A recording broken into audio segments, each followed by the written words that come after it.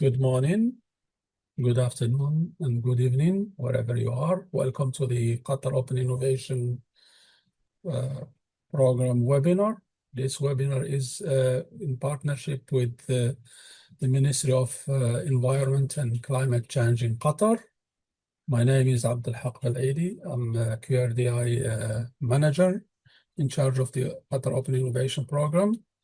And I would like you to confirm that you are able to hear me. Can you please write in the Q&A function?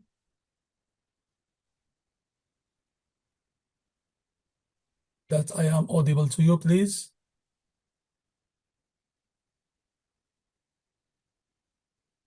Or just raise your hands from the other side. Yes, thank you very much. I see confirmation from attendees. So we would like to start this webinar. As I mentioned, my name is Abdulhaq Al-Aidi. I'm a QRDI manager. And I have with me engineer Abdullah Al-Kawari, who's environmental emergency specialist from the Ministry of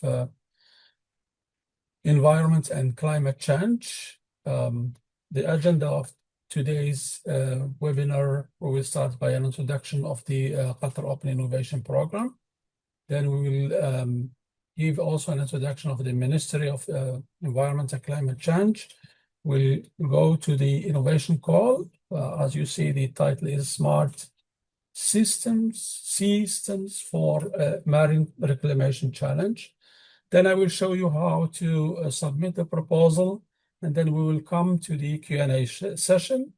So during the course of this presentation, if you have any questions, please use the Q&A function to ask your questions. All right. I start with a brief introduction of the Qatar Open Innovation Program and QRDI. QRDI stands for Qatar Research Development and Innovation Council. We are the government funding agency for research, development, and innovation in Qatar. And we fund both universities and research centers, as well as startups, SMEs, and large local enterprises. We have many programs. One of these programs is Qatar Open Innovation. Qatar Open Innovation Program aims at connecting large local enterprises and government agencies, and we call them opportunity owners, with local and global innovators, with the aim to, pilot an innovative solution from the innovators, proposed by innovators to the opportunity owner. So how we do that? We start by reaching out to the opportunity owner. As I mentioned, it can be a large local enterprise or government agency. And we search or we scout for opportunities, sometimes challenges, sometimes opportunities they have that can be solved with a technological solution.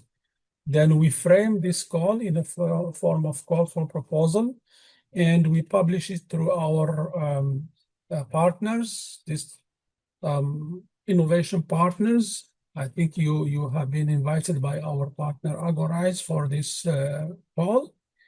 And we scout for solution providers all over the world, locally in Qatar, but also globally wherever you are, with the idea to pilot your innovative product or solution inside Qatar.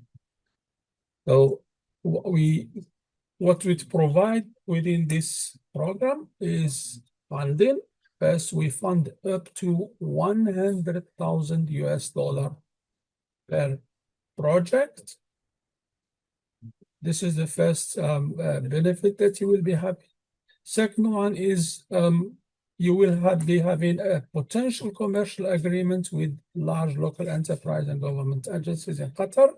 So once you pilot your project and this pilot is evaluated and deemed to be successful by the opportunity owner, you will have then commercial agreements with the opportunity owner. Then during this pilot, if you want to register in Qatar as a company or a subsidiary company, we will help you to navigate with different stakeholders. You will have also access to local incubators and accelerators. We will introduce you to the local incubators and accelerators. And then last and not least, you will gain access to Qatari and GCC marks through, being in the ecosystem here in Qatar. For the pilot itself, you will not be required to register here in Qatar. During the pilot itself, you will not be required to register here in Qatar. You can do it wherever you are, but the testing of the pilot should happen here in Qatar. And this program is dedicated for companies, not for individuals. So we will require from you, a request from you, a commercial registration during the, if you are selected to be a potential awardee. So I'm giving here examples of opportunity owners that we worked with since 2022 when we first launched this program. You can recognize the government agencies, different ministries, among them the one of the pioneer ministry that worked with us is the Ministry of Environment and Climate Change. But you can also recognize other large local companies in Qatar. Some of them are globally known, like Ooredoo, like Qatar Airways, like Milaha. Some of them are regionally known, like QIC, like the GWC, Qatar Shipyard. And then some of them are locally known as Kahrama, for example, or Mada or Aspeta. So, as I mentioned, since 2026, we worked with all these opportunity owners, and we published up to 86 calls yet. Here are some statistics. So we published 86 calls so far.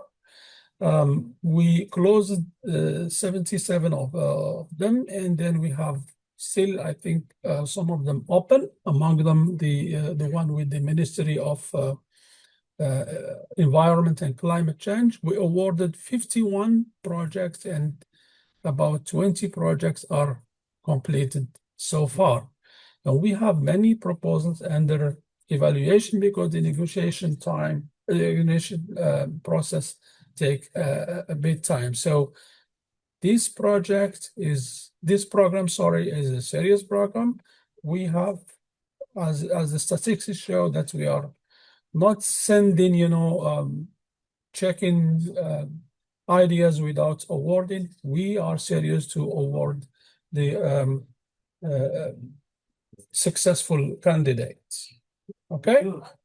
Now I'm going to give a brief introduction about the Minister of Environment, who is represented here by Engineer Abdullah Al-Kawari. The Ministry of Environment and Climate Change is a service ministry that specializes in achieving many goals, for most of which is protecting the environment, preserving its resource, and reducing emissions.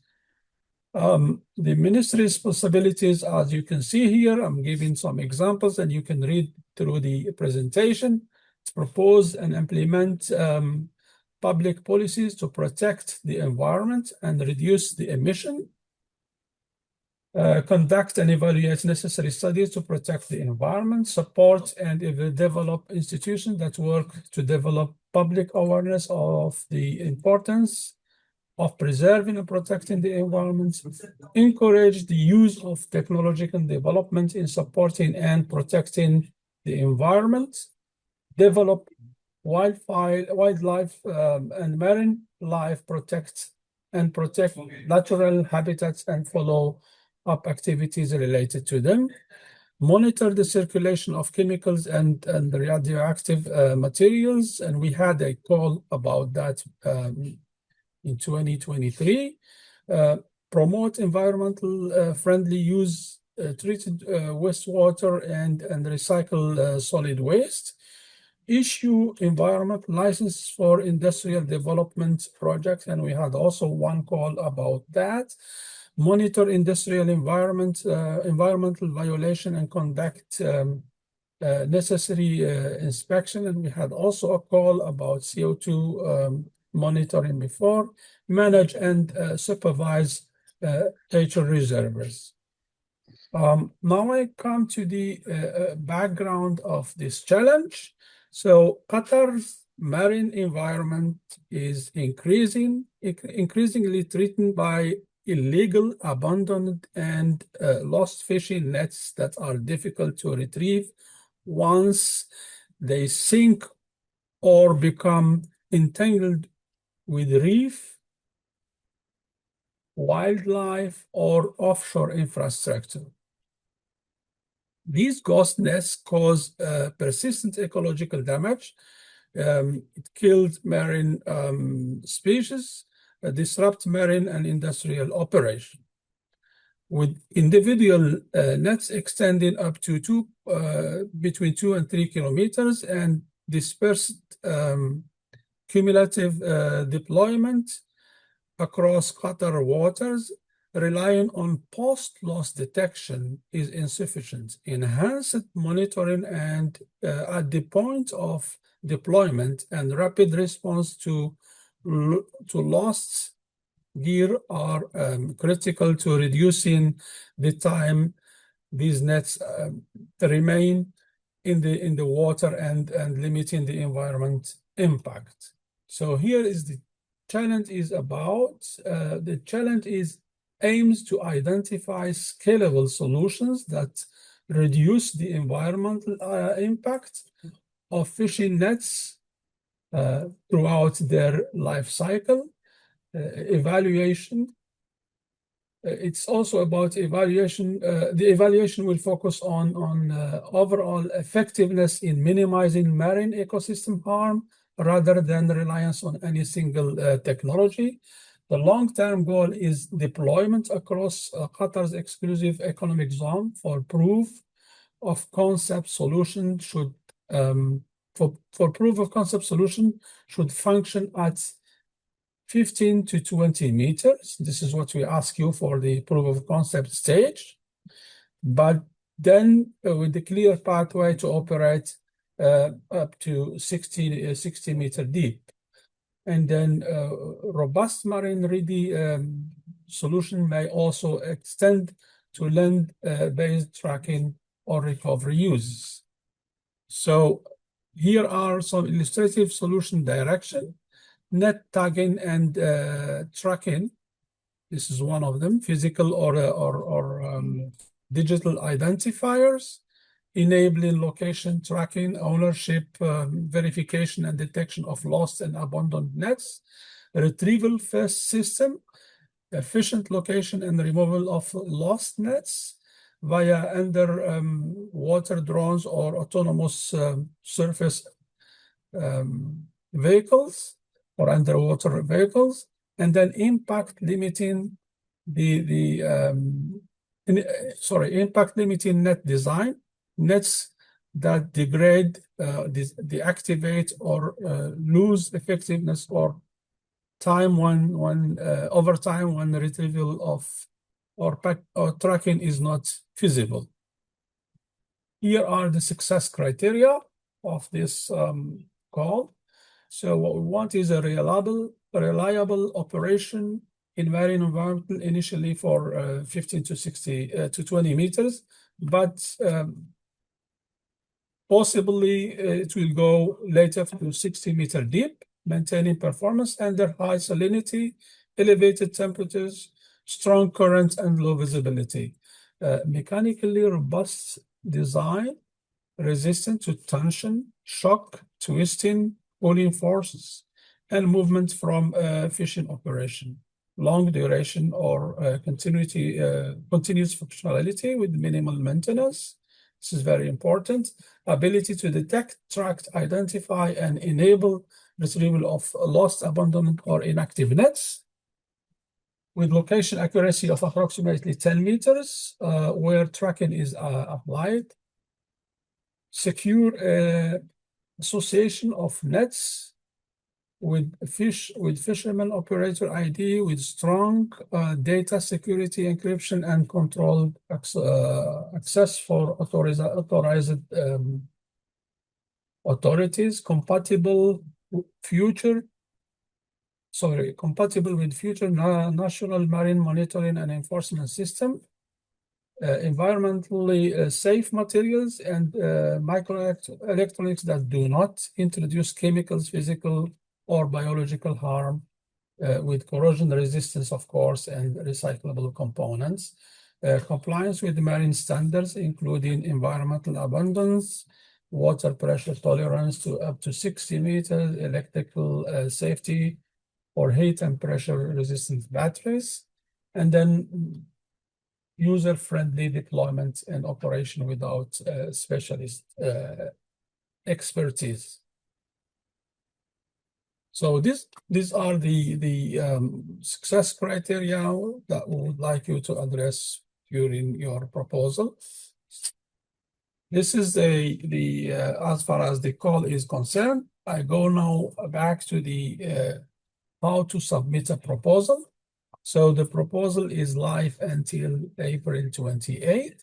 You can scan the QR code here or go on the link that is shown on this slide, and then you will see the call CMART, Systems for Marine Reclamation Challenge, among other challenges that they are on our platform. So if you click on it, you will find more information. This is the funding. It's up to 365 Qatari Riyal, which is $100,000 US. And we would like to have the pilot within a year. Then if you click on apply here, this button, ultraviolet button here, or violet, sorry, button, then it will go to our partner, where you will see the same information, and you can register if you do not have an account with our partner Agorai's platform. You can register, or if you have, you can log in. Once you log in, it will be, you can fill in the form, you complete your application, you do modification as much as you can, and until the deadline, which is 28th of April, you can go back and modify your application as you want.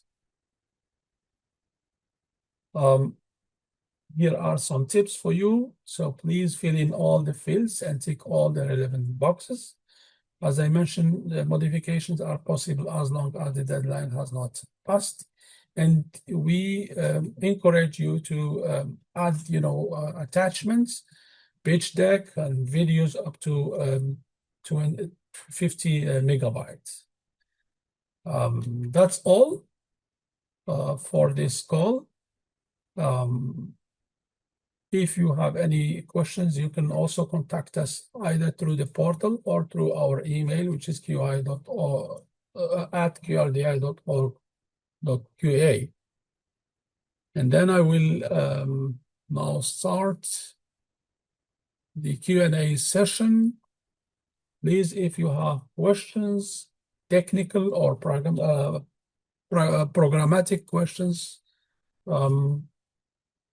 address them through the Q&A button, please. So the first question is, can I, about the participation if I don't have a company? It means you are individual. As I mentioned in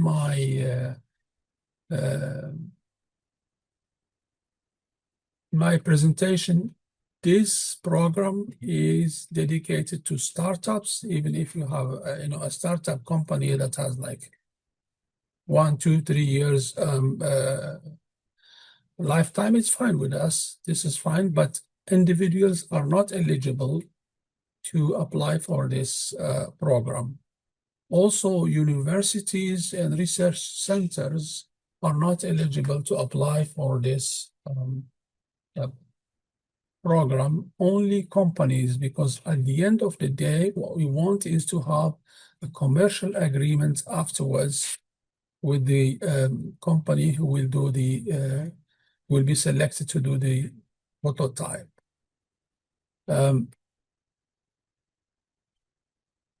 Okay, the second question is, can you share these slides with us if official proposal or the net does not include all this detail? I think all what we mentioned today is already included in the call.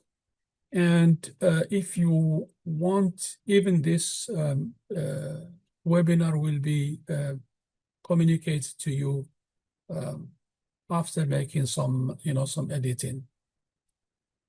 All right, if there are no other questions, oh yeah, one more question. Do you think 100K is enough for the pilot? If not, what are the next producers? Can you reword, please, your question?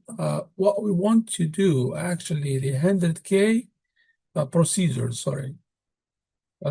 So what we want to have is a proposal from your side with capping it to $100 US.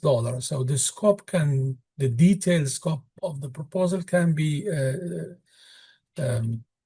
discussed and negotiated later, but we want to know what technology we'll be using, what is the timeline of your project, what will be what the resources will be offering during this POC, and also your company is what is the technology speciality of your company or your business. We want to know that, and if you are addressing all the success criteria or parts of them.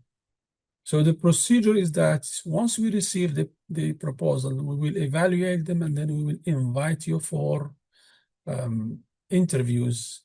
Selected companies, usually between 5 and 6 companies are invited for interviews. We will hear your solution, and then from there we select, depending on the technologies, either 1 or 2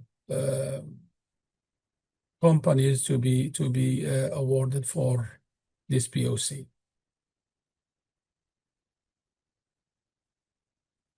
Any other questions? All right, if there are no other questions, I would like to thank you very much. I thank a lot our partners from the Ministry of Environment and Climate Change, Engineer Abdullah Al-Kawari and Mrs. Asil Adam, and my colleague Manilin. Thank you very much.